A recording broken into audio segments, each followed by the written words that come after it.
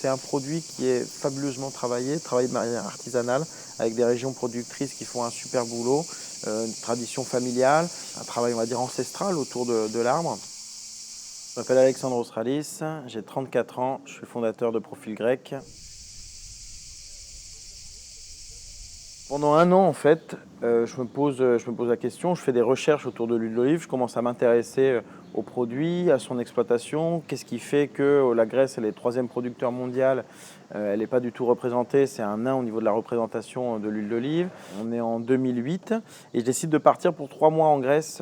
pour l'hiver, pour la récolte, pour comprendre un peu aussi le système, comment ça marche. Qu'est-ce qu'il en est, la récolte aussi, être auprès des producteurs et essayer de comprendre comment faire pour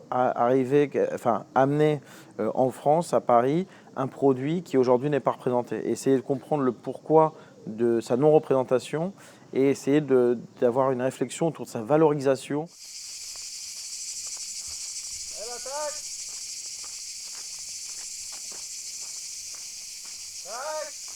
Donc moi je suis tout seul jusqu'en 2013 et après le Profil Grec commence à se structurer, commence à devenir une société qui se développe avec justement d'autres acteurs qui commencent à me rejoindre et surtout avec un travail autour d'autres producteurs, c'est-à-dire que l'huile d'olive on a compris comment on travaillait, donc c'est ce qu'on a vu justement, avoir l'idée des parcelles, avoir l'idée de ne pas faire de mélange, avoir l'idée d'excellence en fait sur le produit, de pousser encore plus l'excellence, d'avoir une approche vinicole en fait, vinicole d'excellence sur l'huile d'olive, ce qui avait un travail qui n'avait jamais été fait, qui n'a jamais été fait en Grèce. Donc ça c'est le côté original du projet, mais après les acteurs gastronomiques à Paris ont commencé à me demander est-ce que tu peux nous trouver de la vraie feta, est-ce que tu peux nous trouver du miel, est-ce que tu peux nous trouver des olives de Kalamata, c'est connu pour ça.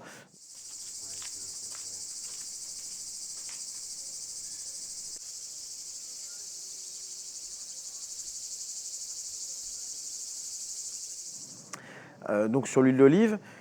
on est sur une palette de sols et de terroirs qui sont assez différents justement et qui nous ont permis, c'est-à-dire de répondre à une demande à Paris, simplement parce que l'huile d'olive, c'est un produit qui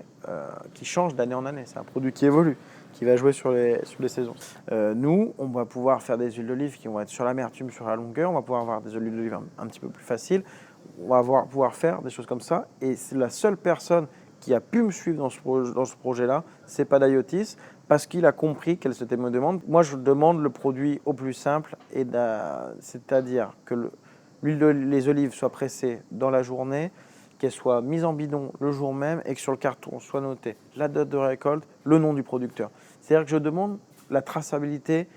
exacte du produit que nous, on va redistribuer sur Paris.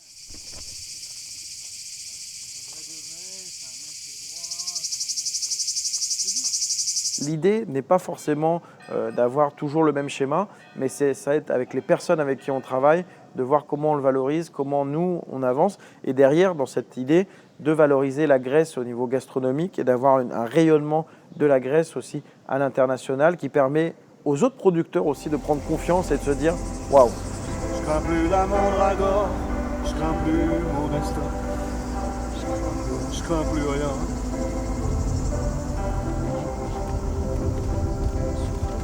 Le souffle coupé,